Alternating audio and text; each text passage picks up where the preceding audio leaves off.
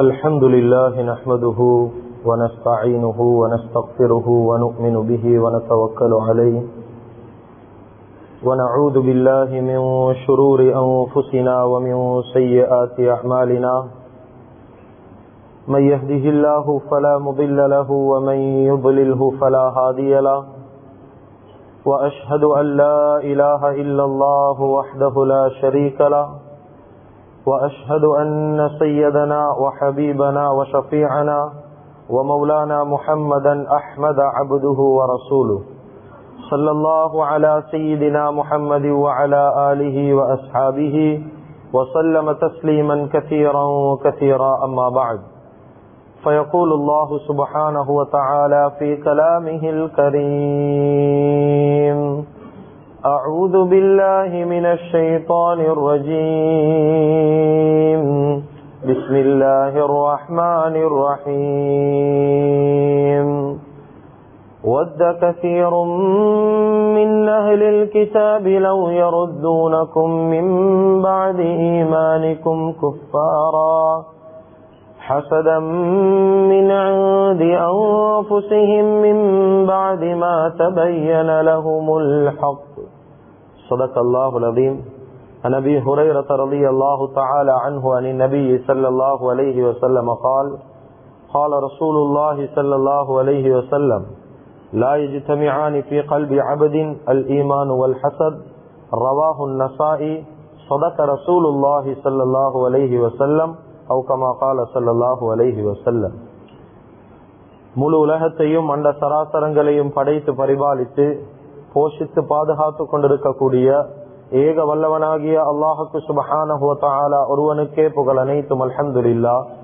ஸலாத் என்னும் கருணையும் சலாம் என்னும் ஈடேற்றமும் சத்திய தூதர் சன்மார்க்க போதகர் சர்தாரே ஆலம் முஹம்மது ரசூலுல்லாஹி ஸல்லல்லாஹு அலைஹி வஸல்லம் அவர்கள் மீதிலும் அந்த நபிகள் நாயகம் ஸல்லல்லாஹு அலைஹி வஸல்லம் அவர்களுடைய வாழ்க்கை வழிமுறைய தங்களுடைய வாழ்க்கையில் முழுமையான முறையில் எடுத்து நடந்த உத்தம சஹாபாக்கள், தாபிஊன்கள், தபஉ தாபிஈன்கள், ஷுஹதாக்கள், சாலிஹீன்கள், நல்லோர்கள் அனைவர்கள் மீதும் கியாமத்துடைய நாள் வரைக்கும் அவரை பின்பற்றி வாழக்கூடிய வாழ்ந்து கொண்டிருக்கக்கூடிய ஒவ்வொரு முஃமினான ஆண்கள் பெண்கள் மீதும் உண்டாகட்டும். புனிதமான ஜும்மாவுக்கு சமூகம் தந்திருக்கும் அல்லாஹுவின் நல்லடியார்களே, அல்லாஹுக்கு சுப்ஹானஹு வ தஆலா இந்த விடயங்களை செய்யுமாறு ஏவிருக்கிறானோ அந்த விடயங்களை முடியுமான அளவு வாழ்க்கையில் எடுத்து நடக்குமாறும், எந்த விடயங்களை செய்ய வேண்டாம் என்பதாக அல்லாஹுக்கு சுப்ஹானஹு வ தஆலா தடுத்திருக்கிறானோ அவைகளை விட்டு முற்றும் முழுதும் 100% தூரமாக இருக்குமாறும் முதலாவதாக எனக்கும் அதற்கு பின்னால் உங்களுக்கும் தக்வாவை கொண்டு வசியத் செய்து கொள்கின்றேன். இத்தகுல்லாஹ ஹைதுமா குன்தும். கண்ணியமிக்க உலமாக்களே, கனவான்களே, சகோதரர்களே, நண்பர்களே, அல்லாஹு ஜல்ல ஜலாலுஹு அம்ம நவாலுஹு இந்த முழு மனித சமுதாயத்துக்கும் ஒரு நிரப்பமான ஒரு மார்க்கம் தீனுல் இஸ்லாம் என்று சொல்லக்கூடிய மார்க்கத்தை ரப்புல் ஆலமீன் அல்லாஹ் வழங்கி இருக்கிறார். கண்ணியமிக்க அல்லாஹுவின் நல்லடியார்களே, அருமையானவர்களே, இந்த மார்க்கத்தின் மூலமாக அல்லாஹுக்கு சுப்ஹானஹு வ தஆலா எதிர்பார்க்கக்கூடிய மிக முக்கியமான ஒரு விடயம்தான் மனிதர்கள் இந்த சுருக்கமான வாழ்க்கையில அவங்க செய்யக்கூடிய ஒவ்வொரு அமல்களின் மூலமாக, ஒவ்வொரு இபாதத்துக்களின் மூலமாக எப்படியாவது இந்த சுருக்கமான வாழ்க்கையில சுவர்க்கத்தை எப்படியாவது சம்பாதிக்க வேண்டும் என்பதுதான் அல்லாஹுக்கு சுப்ஹானஹு வ தஆலா எதிர்பார்த்து கொண்டிருக்கிறார். எனவே கண்ணியமிக்க அல்லாஹுவின் நல்லடியார்களே, அருமையான இஸ்லாமிய சகோதரர்களே, மனிதன் எப்படியாவது இந்த துனியாவுடைய வாழ்க்கையில சுவர்க்கவாதி ஆக வேண்டும் என்பதற்காக வேண்டி அல்லாஹுக்கு சுப்ஹானஹு வ தஆலா பலவிதமான அமல்கள்ல, பலவிதமான இபாதத்துக்கள்ல ஒவ்வொரு மனிதனையுமே ஆசை ஆர்வம் ஊட்டிக் கொண்டே இருக்கிறார். கண்ணியமிக்க அல்லாஹுவின் நல்லடியார்களே, எப்படி அமல் இபாதத்துடைய விஷயத்துல அல்லாஹுக்கு சுப்ஹானஹு வ தஆலா மனிதர்களுக்கு ஆசை ஆர்வத்தை ஊட்டி கொண்டிருக்கிறானோ, இன்னும் ஒரு பக்கத்தை நாங்க கொஞ்சம் எடுத்து பார்த்தோம் என்றா மனிதர்களுடைய நலவ நாடினவனாக மனிதன் இந்த சுருக்கமான வாழ்க்கையில தப்பி தவறியாவது நரகத்தை சம்பாதித்து விடக் கூடாது என்பதற்காக வேண்டி அல்லாஹுக்கு சுப்ஹானஹு வ தஆலா நரகத்துடைய பாவத்துடைய விஷயத்திலும் அல்லாஹு தஆலா பல எச்சரிக்கைகளை குர்ஆனின் மூலமாகவும் ஹதீஸின் மூலமாகவும் உம்மத்துக்கு விளங்கப்படுத்தி கொண்டே இருக்கிறார். கண்ணியமிக்க அல்லாஹுவின் நல்லடியார்களே, ஏனென்றா மனிதனுடைய இலக்கு துனியாவுடைய வாழ்க்கையில சொர்க்கம். தப்பி தவறியாவது மனிதன் சொர்க்கத்துக்கு மாற்றமான இடம். நரகத்தை அவன் வாழ்க்கையில சம்பாதிக்க கூடாது, நரகத்தை எப்படியாவது சம்பாதிச்சிடக் கூடாது, நரகவாதியாக மாறிடக் கூடாது என்பதற்காக வேண்டி அல்லாஹு தஆலா அமல் இபாதத்துடைய விஷயத்துல எப்படி அல்லாஹு தஆலா ஆர்வத்தை ஊட்டி கொண்டிருக்கிறானோ அதை விட அதிகமாக பாவத்துடைய விஷயத்துல பலவிதமான எச்சரிக்கைகள் அல்லாஹு தஆலா ஏற்படுத்திக் கொண்டே இருக்கிறான். கண்ணியமிக்க அல்லாஹுவின் நல்லடியார்களே, அருமையானவர்களே, பாவம் என்று சொல்லக்கூடிய சந்தர்ப்பத்துல அல்லாஹுக்கு சுப்ஹானஹு வ தஆலா ரொம்ப தெளிவாக ரொம்பவும் சுருக்கமாக ஒரு ஆயத்துல பாவத்துடைய விஷயத்தை அல்லாஹு தஆலா ரொம்ப தெளிவாக மனிதர்களுக்கு விளங்கப்படுத்தி கொண்டிருக்கிறான் ஒரே ஒரு ஆயத்தின் மூலமாக. மனிதர்களை பார்த்து அல்லாஹு தஆலா சொல்றான், வெளிரங்கமான பாவத்தையும் வாழ்க்கையில விட்டுடுங்க, உள்ரங்கமான பாவத்தையும் வாழ்க்கையில விட்டுடுங்க என்று அல்லாஹு தஆலா சொல்றான். கண்ணியமிக்க அல்லாஹுவின் நல்லடியார்களே, மனிதனுடைய வாழ்க்கையில நடக்கக்கூடிய பாவங்கள்ல 2 பாவங்கள் தான் இருக்குது. ஒன்று வெளிரங்கமான பாவம், வெளிரங்கமான உறுப்புகளால செய்யக்கூடிய பாவம். இன்னொரு வகையான பாவம் தான் உள்ளத்தால உள்ரங்கத்தால செய்யக்கூடிய பாவங்கள். அல்லாஹு தஆலா இந்த 2 பாவத்தையும் சொல்றான். இந்த 2 பாவத்தை விட்டு மனிதர்கள் தூரமாக இருங்க. இந்த 2 பாவத்தையும் வாழ்க்கையில செஞ்சிட வானம். கண்ணியமிக்க அல்லாஹுவின் நல்லடியார்களே, எனவே ஒரு மனிதன் வெளிரங்கமா செய்யக்கூடிய பாவம், உடல் உறுப்புகளால செய்யக்கூடிய பாவங்களை விட இமாமுனா கஸ்ஸாலி ரஹிமஹுல்லாஹ் அவங்க விளங்கப்படுத்துறாங்க, கிட்டத்தட்ட ஒரு மனிதன் வெளிரங்கத்தால வெளிரங்கமான உறுப்புகளால செய்யக்கூடிய பாவத்தை விட ஒரு மனிதன் உள்ளத்தால உள்ரங்கமாக செய்யக்கூடிய பாவங்கள் இருக்குது. இது 70 மடங்கு மோசமானது, 70 மடங்கு கடினமானது என்பதாக இமாமுனா கஸ்ஸாலி ரஹிமஹுல்லாஹ் அவங்க விளங்கப்படுத்துறாங்க. கண்ணியமிக்க அல்லாஹுவின் நல்லடியார்களே, அருமையானவர்களே, எனவே உள்ரங்கமான பாவங்கள் என்று சொல்லக்கூடிய சந்தர்ப்பத்துல பலவிதமான பாவங்கள் மனிதனுடைய வாழ்க்கையில பின்னி பிணைஞ்சு இருக்குது. அதுல மிக முக்கியமான மிகவும் பயங்கரமான ஒரு பாவம் தான், மிகவும் பயங்கரமான ஒரு பாவம் தான் கண்ணியமிக்க அல்லாஹுவின் நல்லடியார்களே, முழு உலகத்துல ஒரு மனிதன் எந்த நிலைமையில வாழ்ந்தாலும் பிரச்சனை கிடையாது.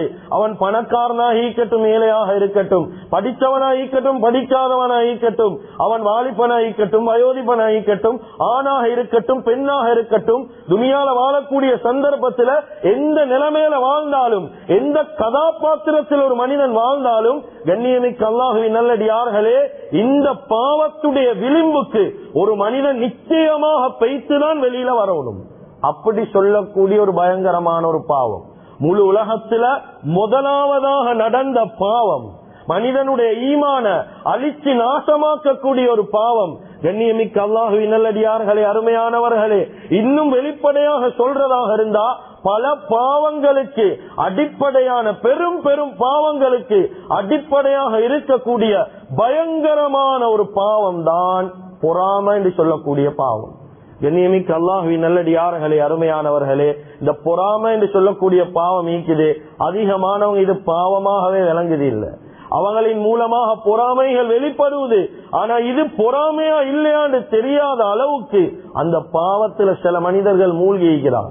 கண்ணியமிக்க அல்லாஹுவின் நல்லடியார்களே, அதுதான் அரபியில ஒரு பிரபல்யமான ஒரு வார்த்தை என்று சொல்லுவாங்க, லா யக்லு ஜஸதின் அன் ஹஸதின் என்று சொல்லுவாங்க.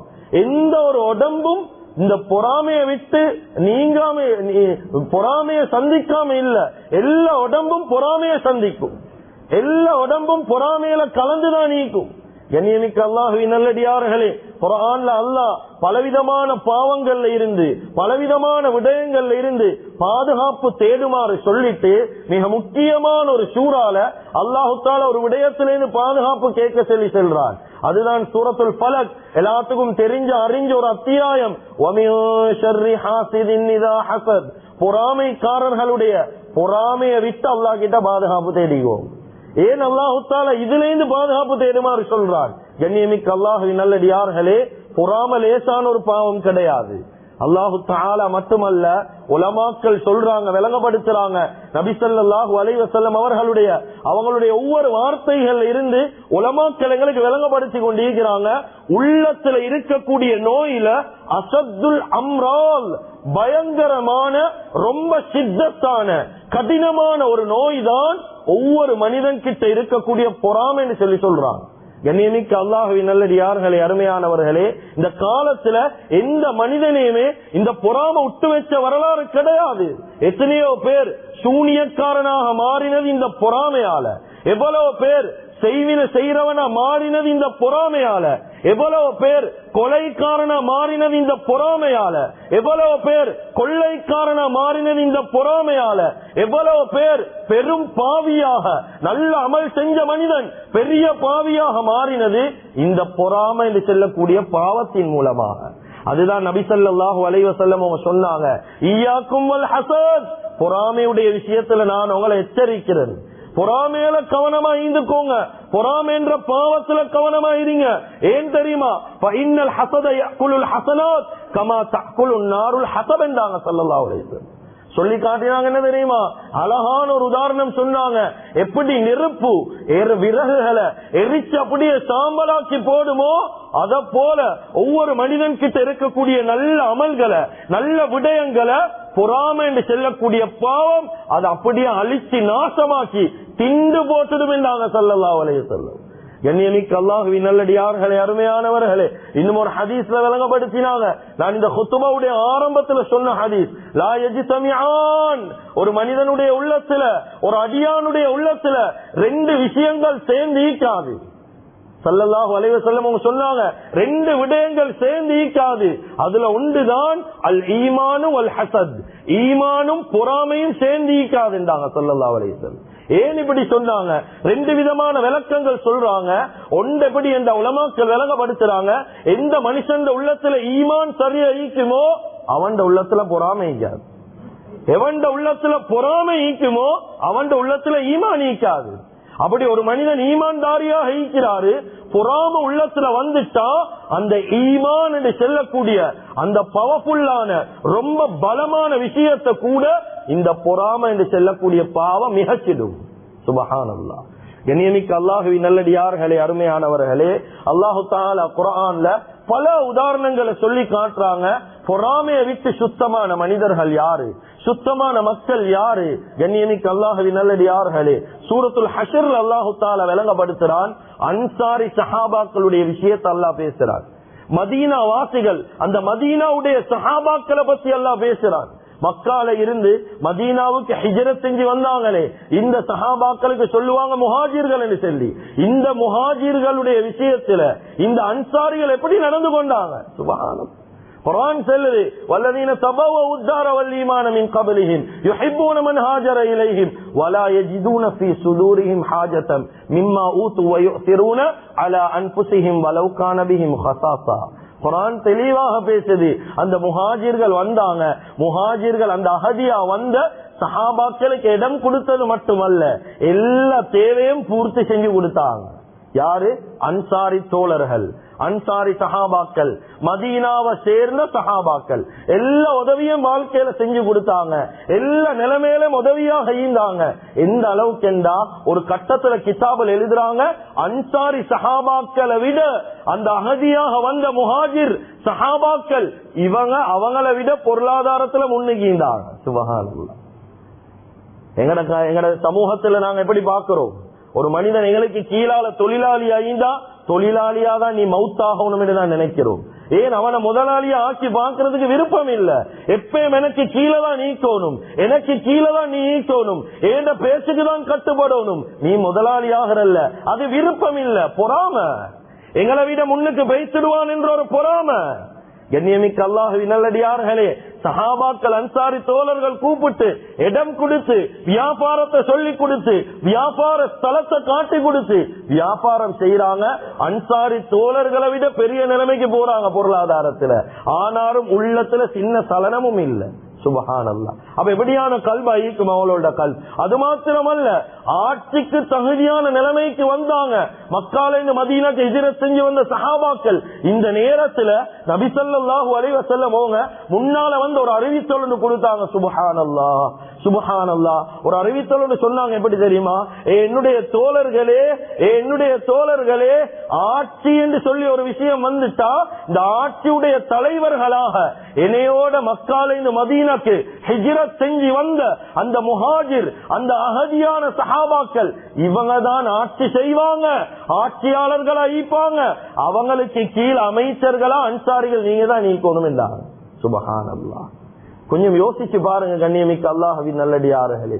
சொந்த ஊரை விட்டு அடுத்த ஊருக்கு வந்து அந்த கமையில வந்து ஒத்தம் பெரியாள் ஆகுறேன்டா எங்களுக்கு பார்த்து கொண்டு இருப்போமா? அதை சபூர் செய்வோமா? எங்கேந்தோ வந்தவன் இங்கே பெரியாள் ஆவிட்டான், இப்படி எத்தனை வார்த்தைகள் பேசுவோம். ஆனா அந்த அன்சாரி தோழர்களுடைய உள்ளத்துல ஒரு வார்த்தையும் இல்லை, ஒரு சலனமும் இல்லை. அது அப்படியே கபூல் செஞ்சாங்க.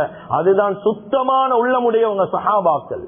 கண்ணியமிக்க அல்லாஹ்வின் நல்லடியார்களே, அருமையானவர்களே, அவங்க அகதியா வந்தவங்களுக்கு இடம் கொடுத்தது மட்டுமல்ல, ஆட்சியில வச்சு இவங்க அமைச்சர்களாக இருந்து அந்த ஆட்சியாளர்களை அழகு பார்த்தவங்க தான் அன்சாரி தோழர்கள். கண்ணியமிக்க அல்லாஹ்வின் நல்லடியார்களே, அருமையானவர்களே, எனவே கண்ணியமிக்க அல்லாஹ்வின் நல்லடியார்களே, அமல் செய்யறது மட்டும் இங்க விஷயம் அல்ல. சும்மா அமலுக்கு மேல் அமல் அடுக்கிறதல்ல விஷயம். அந்த அமல வாழ்க்கையில பாதுகாக்க தெரியணும், அந்த அமலை பாதுகாக்க தெரியணும். இந்த பொறாமை என்ற நோய்க்கு மறந்து செய்யணும். இது வெளியில டாக்டர்ஸ் மார்க்கிட்ட மறந்து செய்யறது இல்ல. இந்த பொறாமை என்று சொல்லக்கூடிய நோய்க்கு மறந்து செய்யலையா எங்கட நன்மை எல்லாத்தையும் அதை அழிச்சு போட்டுடும். அப்ப நாங்க நேரம் கொடுக்கறதுல அர்த்தம் இல்ல, காலம் கொடுக்கறதுல அர்த்தம் இல்ல, எவ்வளவு தியாகம் செய்யறதுல அர்த்தம் இல்லை. கண்ணியமிக்க அல்லாஹ்வின் நல்லடியார்களே, எனவே பொறாமைக்கு மறந்து செய்யணுமா? முதலாவதாக வாழ்க்கையில நாங்க விளங்கணும் பொறாமைண்டா என்னன்னு சொல்லி விளங்குவோம். சிலவங்களுக்கு பொறாமைண்டா என்னன்னு விளப்பம் இல்ல, தெரியாது. அதை பத்தி பெருசா அறிவொண்டு இல்ல. பொறாமைண்டா ஒரு மனுஷனை பார்த்து இப்படி நாங்க யோசிக்கிறது மட்டும்தான் பொறாமை மட்டுமல்ல. 6 விஷயமான விடயங்கள், 6 அடையாளங்கள் வெளியாகினா இந்த 6 அடையாளமும் ஒரு மனிதன் கிட்ட பொறாமை ஈக்கிறதுக்குரிய அடையாளங்கள். 6 விஷயத்தை உலமாக்கள் விளங்கப்படுத்தி காட்டுறாங்க.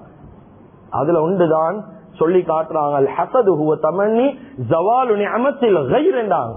முதலாவது விஷயம், ஒரு மனுஷன் கிட்ட அல்லாஹு தஆலா ஒரு நிஅமத் அல்லாஹ் கொடுத்திருக்கிறான். ஏதாவது ஒரு நிஅமத், வாழ்க்கையில ஒரு பொறுமதியான ஏதாவது ஒரு நிஅமத்தை ஒரு மனுஷனுக்கு அல்லாஹ் கொடுத்திருக்கிறானா, இந்த நிஅமத் அவன் கிட்ட இருந்து இல்லாம போகணும் என்று நினைக்கிறது தான் முதலாவது கட்டம். இது முதலாவது பொறாமை. விளங்கிக்கோங்க, இப்படி ஒரு தன்மை வந்துட்டா எங்களுக்கு பொறாமை என்று சொல்லக்கூடிய அந்த பாவம் நீக்குது.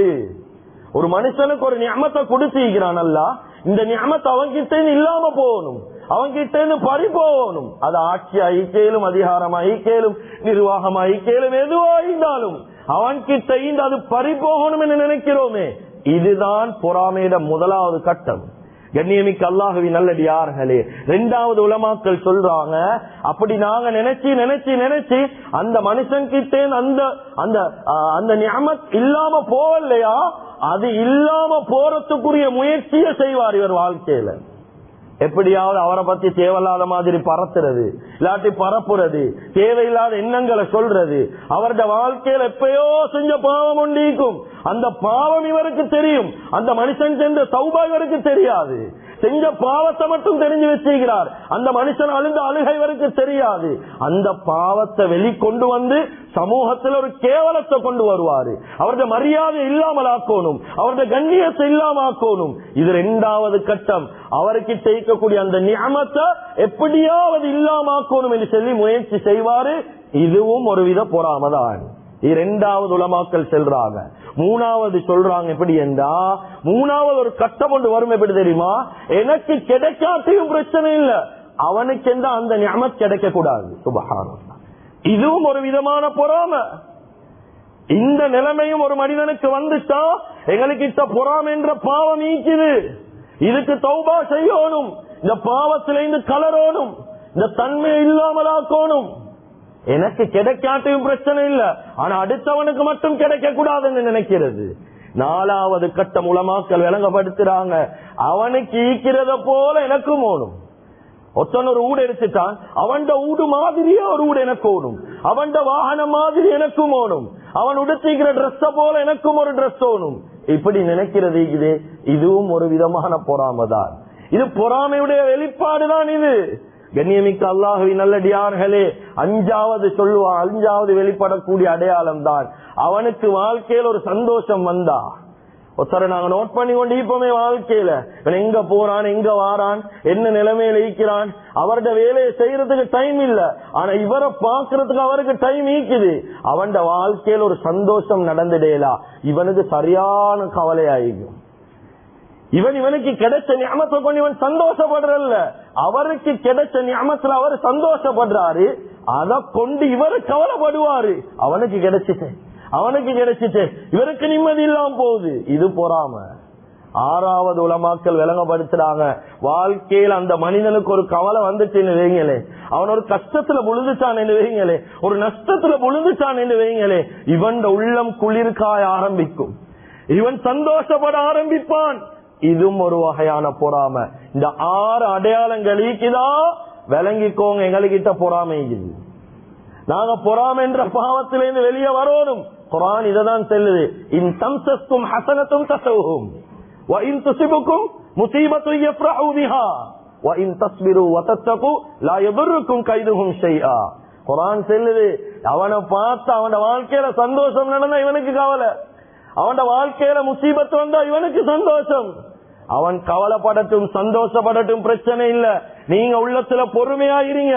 அவன் வேண்டிய விஷயத்த சொல்லட்டும், வேண்டிய முயற்சியில் இறங்கட்டும், உங்களோட நியமத்தை பறிக்க என்னது முயற்சி செய்யட்டும். நீங்க பொறுமையோட தக்குவாவோட இருந்தீங்களா உங்களை ஒன்றும் செய்யலான்னு சொல்லி குர்ஆன் சொல்லுது. கண்ணியமிக்க அல்லாஹ்வின் நல்லடியார்களே, அருமையானவர்களே, அதுதான் இந்த பாவம் நீக்கிதே. பொறாமை என்ற பாவம் லேச அல்ல. இது வானத்திலே முதலாவது நடந்த பாவம் இதுதான், பூமியிலே முதலாவது நடந்த பாவம் இதுதான். வானத்துல நடந்த பாவம் முதலாவது பாவம் ஹஜ்ரத் ஆதம் அலைஹிஸ்ஸலாத்து வஸ்ஸலாத்துடைய விஷயத்துல ஷைத்தானுக்கு வந்த பொறாமை. நான் மண்ணால படைக்கப்பட்ட, ஆதம் அலைஹிஸ்ஸலாம் மண்ணால படைக்கப்பட்டிருக்கிறார், நான் நெருப்பால படைக்கப்பட்டவன். அவங்க 2 பேருக்கு மத்தியில வந்த ஒரு பொறாமை. ஆதம் அலைஹிஸ்ஸலாத்து வஸ்ஸலாத்தை பார்த்து வந்த பொறாமை. வானத்துல நடந்த முதலாவது பாவம், பூமியில நடந்த முதலாவது பாவம். காபிலுடைய விஷயத்துல பொறாமை கொண்டாரு. இது பூமியில நடந்த முதல் பாவம் பொறாமைதான். எனவே இது லேசான ஒரு பாவம் அல்ல. கண்ணியமிக்க அல்லாஹ்வின் நல்லடியார்களே, இந்த பாவத்தை நாங்க கண்டறிவோம். முதலாவது எங்கட உள்ளத்துல, எங்கட வாழ்க்கையில இந்த பாவம் ஈக்கான்னு சொல்லி கண்டறிவோம். இந்த பொறாமையை விட்டு யாரும் ஒதுங்கினா, பொறாமையை விட்டு நீங்கினாக விதிவிலக்கில்ல. ஒவ்வொரு மனுஷன் வாழ்க்கையிலும் இந்த பொறாமை வரும், வராம இல்ல. அல்லாஹு தஆலா படைச்சிருக்கிற இயல்பான ஒரு குறம் தான் பொறாமை. இந்த பொறாமை வரக்கூடிய சந்தர்ப்பத்துல அதுல இருந்து நாங்க பாதுகாப்பு தேடணும். அடே, இது பொறாமையோட ஒரு குணமே, அடுத்த மனுஷனை பார்த்து நான் இப்படி பொறாமப்படுறேனே, அவனுக்கு கிடைச்சதை பார்த்து பொறாமப்படுறேனே, இந்த நிலைமை வந்தா அதுல இருந்து வெளியே வரும். கண்ணியமிக்க அல்லாஹ்வின் நல்லடியார்களே, அருமையானவர்களே, கவலை என்ன தெரியுமா? இந்த காலத்தில் எல்லாரும் ஒன்றாகத்தான் நீக்கிறாங்க. ஷைத்தான் பொறாமப்பட்டான், நெருப்பாக ஐந்து கொண்டு மண்ணை பார்த்துதான் பொறாமப்பட்டான். ஆனா நாங்க மண்ணாக ஐந்து கொண்டு மண்ணை பார்த்தே பொறாம போட்டுரும். ஒரு மனுஷன் முன்னுக்கு போன விருப்பம் இல்ல, ஒரு மனுஷன் நல்ல வியாபாரம் செய்யல விருப்பம் இல்ல. ஒவ்வொரு மனுஷன் கிட்ட ஊடுருவி அது பணக்காரன் என்று இல்ல, ஏழை என்று இல்ல, படிச்சவன் என்று இல்ல, படிக்காதவன் என்று இல்ல, ஒவ்வொரு மனுஷன் கிட்ட ஊடுருவி கவலையான செய்தி என்ன தெரியுமா? இப்ப வந்து நிக்கிது ஆலிம்களுக்கு மத்தியிலே இது ஆரம்பிச்சிட்டு. ஒரு ஆலிம்களுக்கு மத்தியிலே இல்ம படிச்சவங்க, மார்க்கம் தெரியாதவங்க அல்ல, மார்க்கம் தெரிஞ்சவங்க. மார்க்கம் தெரியும் இவங்களுக்கு நல்லது கெட்டது தெரியும். ஆனா இவங்களுக்கு மத்தியிலும் இந்த பிரச்சனைகள் ஆரம்பிச்சு கொண்டிருக்கு. ஒரு மனிதன் முன்னுக்கு வரையல பிரச்சனை, ஆன்மீக ரீதியா முன்னேறல பிரச்சனை, நல்ல பயான் பண்ணல பிரச்சனை, நல்ல முறையில காத்தோதையில பிரச்சனை. கண்ணியமிக்க அல்லாஹ்வின் நல்லடியார்களே, இந்த பிரச்சனை எல்லாத்துக்கும் மத்தியிலே வந்து வந்து வந்து வந்து பெரிய பாவத்தாளிகளாக மாறிக்கொண்டிருக்கிறார். சமூகத்துல யாரையும் இந்த பொறாம விட்டு வைக்கல. அதனால தௌபா செய்யணும். வாழ்க்கையில வெளிரங்கத்துல என்ன காரணத்தை சொன்னாலும் எங்களுக்கு என்ன பொறாமை, இப்படிதான் சொல்லுவாங்க. எங்களுக்கு என்ன பொறாம, இவரை பார்த்து எங்களுக்கு என்ன பொறாம, இவரை பார்த்து எங்களுக்கு என்ன நடக்குது, 1000 காரணம் சொன்னாலும் ஒரே ஒரு காரணம் தான் பொறாம, வேற எந்த காரணமும் கிடையாது. ஒரு மனிதனை பத்தி தேவையில்லாம பேசுறோமா பொறாம, ஒரு மனிதனை பத்தி தேவையில்லாத விஷயத்த பரப்புறோமா பொறாம, வேற எந்த காரணமும் அல்ல. சமூகத்துக்கு நலவு நடக்கணும் என்ற சிந்தனையில இந்த விஷயங்களை பேசுறவங்க 1-2 பேர், விரல் விட்டு என்ன கூடியவங்க மாத்திரம்தான். மற்றவங்க எல்லாம் அதிகமான மனிதர்களுக்கு இந்த பொறாமை என்று செல்லக்கூடிய பாவம் ஊடுருவி எத்தனை குடும்பங்கள் நாசமாக போயிட்டே தெரியுமா? எத்தனை குடும்பத்துல சூனியம் செய்யப்பட்டீங்க தெரியுமா? எத்தனை வியாபாரங்கள்ல செய்வினை செய்யப்பட்டீங்க தெரியுமா? எவ்வளவு பேர் நஷ்டவாளியாக இருக்கிறாங்க தெரியுமா? எத்தனை குடும்பங்களுக்கு மத்தியில் ஒத்துமை உடைக்கப்பட்டீங்க தெரியுமா? காரணம் என்ன தெரியுமா? ஒன்றே ஒன்று பொறாமதான். எப்படியாவது குடும்பத்தை பிரிக்கணும், எப்படியாவது வியாபாரத்துல நஷ்டத்தை கொண்டு வரணும், எப்படியாவது இவனை சீரழிச்சே போடணும். இப்படி முயற்சி செஞ்சு செஞ்சு காரணம் என்ன? பல பாவங்களுடைய அடிப்படை பொறாமைதான். கண்ணியமிக்க அல்லாஹுவின் நல்லடியார்களே, அருமையானவர்களே, அதுதான் உலமாக்கள் விளங்கப்படுத்துறாங்க. சமர்கந்தி ரஹிமஹுல்லாஹ் அவங்க தெளிவாக விளங்கப்படுத்துறாங்க. ஒரு மனுஷனுக்கு வாழ்க்கையில பொறாமை என்று வந்துட்டா, இந்த பொறாமை ஈக்கிற மனுஷனுக்கு 5 விதமான விளைவுகளை வாழ்க்கையில சந்திப்பான். 5 விதமான விளைவுகள் அவன் வாழ்க்கையில சந்திப்பான். அதுல முதலாவது விளைவு என்ன தெரியுமா? கம்முன் லா யன்கதிஉ அபதா. வாழ்க்கையில ஒரு நீங்காத ஒரு சோகம், ஒரு கவலை. அந்த கவலை வாழ்க்கையில இருந்து போகாது. இந்த கவலை கடைசி முட்டு மீந்து கொண்டே இருக்கும். இவன் வாழ்க்கையில பெரிய ஒரு சந்தோஷம் நடந்து, சந்தோஷமான செய்தி நடந்தாலும் அதை கொண்டு இவன் சந்தோஷப்பட மாட்டான். இவன் உள்ளத்துல ஏதாவது ஒரு யோசனை, என்ன சரி ஒரு கவலை, ஒரு திட்டமிடல் இல்லாம இருக்கும் வாழ்க்கையில. ஏன் தெரியுமா? அடுத்த மனுஷனுடைய வளர்ச்சி இவனுக்கு தாங்கலா, அடுத்த மனுஷன் முன்னேறினா பொறுக்கலா. காரணம் பொறாம. வாழ்க்கையில நீங்காத ஒரு கவலை எல்லாம் கொடுத்து கொண்டே இருப்பான். இவனுடைய விஷயம் அல்லாஹ் கொடுத்திருக்கக்கூடிய, இவனுக்கு வழங்கிக்கக்கூடிய நியமத்தை கொண்டு இவனுக்கு சந்தோஷப்படுறதுக்கு டைம் இல்ல, இவனுக்கு நேரம் இல்ல. இவனுக்கு அடுத்த மனிதர்களுடைய அந்த நியமத்தை பார்த்து பொறாமப்பட மட்டும் தான் டைம் இருக்குது. கண்ணியமிக்க அல்லாஹ்வின் நல்லடியார்களே, அருமையானவர்களே, பொறாமப்பட்டா கவலை நீடிச்சு கொண்டே இருக்கும். வாழ்க்கையில பொறாம கூட்டிக்கொண்டே இருக்கும், கவலை நீடிக்கும். யூசுப் அலைஹிஸ்ஸலாத்து வஸ்ஸலாத்துடைய விஷயம் என்ன நடந்துச்சு? பொறாம. ஆனா நல்லா தெளிவாக கொண்ட விளங்கிக்கோ, வாழ்க்கையில நாங்க பொறாம ஒரு மனிதனை பார்த்து படுறோமே, பட பட பட பட வாழ்க்கையில பொறாம படுற மனிதன் அவன் பின்னுக்கு வைத்து கொண்டே இருப்பான். யார பார்த்து பொறாம படுறோமோ அவன் மேலுக்கு மேலுக்கு வைத்து கொண்டே இருப்பான், கண்ணியமாவிக் கொண்டே இருப்பான். செல்வாங்களை நினையாத புறத்திலே அல்லாட்ட உதவி என்று சொல்லி இப்படியான நிலைமை ஒன்று வரும். அட இவன் இந்த இடத்துலயா, இவன் இங்கேயா, இவன் அங்கேயா, இப்படி பார்த்து நினைக்கக்கூடிய அளவுக்கு அந்த பொறாமையுடைய தாக்கம் பொறாமப்படக்கூடிய மனிதனுடைய வாழ்க்கையில பிரதிபலிக்கும். அவன் முன்னுக்கு வைத்துக் கொண்டே போவான். பார்க்க பார்க்க பார்க்க வாழ்க்கையில ஆரோக்கியம் கூடுது, முன்னுக்கு போறான், இன்னமும் நல்லா முன்னேறி கொண்டு போறான். ஆனா இந்த மனிதன் பொறாமப்படுறானோ அவன் வாழ்க்கை அப்படியே பின்னுக்காவிக் கொண்டே போகும். அவனுக்கு வாழ்க்கையில் ஒன்றுமே இல்லை. அடி அவரை போல தானேனா, அவரை போல தானேனா, அவரோட தானேனா, நானும் அவரமாய் தான் வியாபாரம் செய்யறேன். ஆனா எந்த வாழ்க்கையில முன்னேற்றம் இல்ல. முன்னேற்றம் ஈக்கும், இந்த பொறாமை இல்லாட்டி முன்னேற்றம் ஈக்கும். யூசுப் அலைஹிஸ்ஸலாத்து வஸ்ஸலாத்துடைய விஷயத்துல 11 பேரும் பொறாமப்பட்டாங்களா இல்லையா? அந்த ஒரு சகோதரனோட யாக்கூப் அலைஹிஸ்ஸலாம் இரக்கம் என்ற ஒரு காரணத்தால 11 பேரும் பொறாமப்பட்டாங்க. விளைவு என்ன தெரியுமா? அந்த யூசுப் அலைஹிஸ்ஸலாத்தை கொண்டு போய் அல்லாஹ் அமைச்சரா வச்சான், பெரிய நிலைமையில வச்சான். ஆனா 11 பேர் யாரு பொறாமப்பட்டாங்களோ அந்த 11 பேரையும் சோத்துக்கு வழி இல்லாம அல்லாஹ் ஆக்கினானா இல்லையா? கடைசியில யூசுப் அலைஹிஸ்ஸலாத்தை நாடி வந்தாங்களா இல்லையா? எங்களுக்கும் தானியங்கள் கொஞ்சம் தாங்கன்னு சொல்லி. இது நான் செல்ற வரலாறு அல்ல, குர்ஆன் செல்ற வரலாறு. கண்ணியமிக்க அல்லாஹ்வின் நல்லடியார்களே, எனவே நீங்காத ஒரு கவலை வாழ்க்கையில இருக்கும். 2வது முசீபத்துன் லா யுஜரு அலைஹா. முசீபத்தொண்டு அல்லாஹ் வாழ்க்கையில கொடுப்பான். இந்த முசீபத்துக்கு அல்லாஹ் கிட்ட கூலி இருக்காது. அப்படி என்ன? பொதுவா ஒரு மனிதனுக்கு அல்லாஹ் ஒரு சோதனையை கொடுத்தா அந்த சோதனையின் மூலமா பாவங்களை மன்னிப்பான், அதே போல தரஜாக்களை உயர்த்துவான். இதுக்குதான் சோதனை வாரது. ஆனா இவனுக்கு ஒரு சோதனை வரும், முசீபத்தொண்டு வரும். இந்த பொறாமையின் மூலமா இந்த முசீபத்துக்கு அல்லாஹ் கிட்ட கூலி இல்ல. இவன் பாவமும் மன்னிக்கப்படாது, இவன் தரஜாவும் உயர்த்தப்படாது. இந்த பாவத்துக்கு கூலி இல்ல அல்லாஹ் கிட்ட. இது அப்படியே தொடர்ச்சியாக 3வது சொன்னாங்க, பெரியோர் இழிவு வாழ்க்கையில வரும், பெரியோரு கேவலம் வரும். இவன் யோசிப்பான், இவன் கிட்ட இருக்கக்கூடிய நியமத் இல்லாம போகணும் என்று. அவன் எவன் பார்த்து பொறாமப்படுறானோ அவன் வாழ்க்கையில ஒவ்வொரு நியமத்தா குறைஞ்சு கொண்டு போகும். உதாரணம், இவன் நல்ல 5 நேரம் தொழுறான்னு வைங்களே, இவன் 5 நேரம் தொழப்படாது, இவன் தொழுவாளியா ஈக்கவே படாது. இப்படி ஒரு மனிதனை பார்த்து பொறாமப்படுறாரா? கண்ணியமிக்க அல்லாஹ்வின் நல்லடியார்களே, நாளுக்கு நாள் இவருடைய வாழ்க்கையிலிருந்து தொழுகை குறையும். 5 நேரம் 4 நேரம் ஆகும், 4 நேரம் 3 நேரம் ஆகும், அப்படியே குறைஞ்சு கொண்டு போமே. பொறாமையுடைய தாக்கம் இது. 4வது சொன்னாங்க சுஹ்துர் ரப்.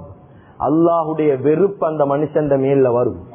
சக மனுஷனை பார்த்து பொறாமப்படுற மனிதன் மேல அல்லாஹ்வுடைய வெறுப்பு உண்டாகும். 5வது யோகலிக்கு அன்ஹு பாபு தௌஃபீக். அவன் நல்ல அமல்கள் செய்யக்கூடிய அந்த அந்த கதவை அல்லாஹ் மூடிடுவான். நல்ல அமல்கள் செய்யறதுக்கு அவனுக்கு நேரம் இல்லாமல் ஆக்கிடுவான். அந்த தௌஃபீக்குடைய வாசல் மூடப்பட்டுடும். இவனுக்கு நல்ல அமல்கள் செய்யலாம். கண்ணியமிக்க அல்லாஹ்வி நல்லடியார்களே, அமல்களுடைய விஷயத்துல தாராளமா போட்டி போடுங்க, பொறாம எடுக்கவான். அமல் செய்யுங்க, தாராளமா போட்டி போடுங்க. அபூபக்கர் ரலியல்லாஹு அன்ஹு அவங்க, அதே போல உமர் இப்னு கத்தாப் ரலியல்லாஹு அன்ஹு அவங்க, இந்த ரெண்டு பேருக்கும் மத்தியில பெரிய போட்டியும் அமலுடைய விஷயத்துல யாரு முந்துறாங்கன்னு சொல்லி பொறாமை செல்ல. அவர் நாசமாகணும் என்று இவர் யோசிக்கவே இல்ல, இவர் நாசமாகணும் என்று அவர் யோசிக்கவே இல்ல, அவர் பலகீனமாகணும் என்றும் யோசிக்கல. இவரை விட நான் எப்படியாவது அமல் செய்யணும், இவர் இன்றைக்கு இவ்வளவு செய்யறாரா, இதை விட கூட நான் செய்யணும் என்று சொல்லி அமலுடைய விஷயத்துல போட்டி போட்டாங்களே தவிர வாழ்க்கையில பொறாம, குரோதம், வஞ்சகம் இத வாழ்க்கையில எடுக்கல. பொறாமையால் எத்தனை வரலாறுகள் இருக்குது. சீரழிஞ்ச வரலாறுகள் பல, சீரழிஞ்ச குடும்பங்கள் பல, சீரழிஞ்ச எவ்வளவு சமூகங்கள் பல. ஏன் காரணம்? ஒரே ஒரு பாவம், பொறாம. அதுதான் இமாமுனா கஸ்ஸாலி ரஹிமஹுல்லாஹ் அவங்க ரெண்டு மிக முக்கியமான விஷயத்தை கையால கொண்டு வராங்க. அதுல முதலாவது விஷயம் சொல்றாங்க என்ன தெரியுமா? இமாமுனா கஸ்ஸாலி ரஹிமஹுல்லாஹ் சொல்றாங்க, ஒரு மனுஷனுக்கு யாரோட பொறாம வரும் தெரியுமா? இந்த ரெண்டு விஷயத்தை ஹைலைட்டா காட்டுறாங்க. ஒன்னாவது பொறாம வரும் யாரோட தெரியுமா? சொந்த சகோதரர்களோட தான் பொறாம வரும். இல்ல அப்படி ஒன்றும் இல்லைன்னு சொல்லி நாங்க யோசிக்கலும். இமாமுனா கஸ்ஸாலி ரஹிமஹுல்லாஹ் சொல்றாங்க, முதலாவது பொறாம வாரது எங்களோட உடன் பிறந்த சகோதர சகோதரிகளோட. எத்தனை வழக்கு வம்புகளை நாங்க கண்டில்லே ஆயிக்கும், நாங்க இன்னும் பார்த்தில்லே ஆயிக்கும். எவ்வளவு வழக்கு வம்பு சொந்த சகோதரர்களுக்கு மத்தியில் இருக்குது. துனியால நடந்த முதல் பாவம் பொறாம நடந்தது சொந்த சகோதரர்களுக்கு மத்தியில. யூசுப் அலைஹிஸ்ஸலாத்து வஸ்ஸலாம் பாவம் பொறாம நடந்தது சொந்த சகோதரர்களுக்கு மத்தியில. அதனால முதல் பாவம் முதலாவது வரும் சொந்த சகோதரர்கள் ஆளாவினா பிரச்சனை, அவங்களுடைய பிள்ளைகள் ஆளாவினா பிரச்சனை, சகோதரிகள் ஆளாவினா பிரச்சனை, எங்களை விட முன்னுக்கு போனா பிரச்சனை. அதனால அல்லாஹ் பாதுகாக்கணும். நபி ஸல்லல்லாஹு அலைஹி வஸல்லம் வைத்தான் சொல்லி காட்டினாங்க, ஒரு மனிதன் வாழ்க்கையில பண ரீதியாக என்ன ரீதியாகவும் ஒரு சகோதரன் முன்னுக்கு போறத கண்டீங்களா, உடனடியா என்ன தெரியுமா செய்யுங்க, ஃபல்யதுஉ லஹுல் பரக்காண்டாங்க ஸல்லல்லாஹு அலைஹி வஸல்லம். அழகான வழிமுறை காட்டி தந்தாங்க. பொறாம வராம இருக்கிறதுக்கு சகோதரர்களுக்கு மத்தியில அவன் முன்னுக்கு போற ஒரு விஷயம் கண்டுட்டா உடனடியா அவன் பரக்கத்துக்கு துவா செய்யுங்கடா. நல்லா இரு, மாஷா அல்லா மாஷா அல்லா, நல்ல அல்லா பரக்க செய்யட்டும், அல்லா பரக்க, இப்படி துவா செய்யுங்க. அந்த மனிதனை பார்த்து பொறாமப்பட தேவையில்ல, மாஷா அல்லாவது சொல்லுங்க. அல்லா நாடின ஒரு விஷயம் இது, அல்லா நாடின ஒரு விஷயம் இது. நாங்க நாடினதல்ல, அவன் நாடினதல்ல, அல்லா நாடினது. அந்த சகோதரனுக்கு துவா செய்யுங்க ஸல்லல்லாஹு அலைஹி வஸல்லம். இது முதலாவது கட்டம். இரண்டாவது சொன்னாங்க இமாமுனா கஸ்ஸாலி ரஹிமஹுல்லாஹ் அவங்க, அம்சால்களுக்கு மத்தியில பொறாம வரும். அம்சால்கள் என்ன யாரு தெரியுமா? ஒரே வயதுடைய கேட்டகரி உள்ள மனுஷர், ஒரே வயசுள்ள ஆட்கள், ஒரே நிலைமையில ஈந்தவங்க, ஒன்றாக படிச்சவங்க, ஒன்றாக வியாபாரம் செய்யறவங்க, ஒன்றாக குடுக்கல் வாங்கல் செய்யறவங்க, ஒன்றாக பக்கத்து வீட்டுல வசிக்கிறவங்க, ஒரே வயதுடையவங்க, இவங்களுக்கு மத்தியில தான் இரண்டாவது பொறாம உருவாகும்.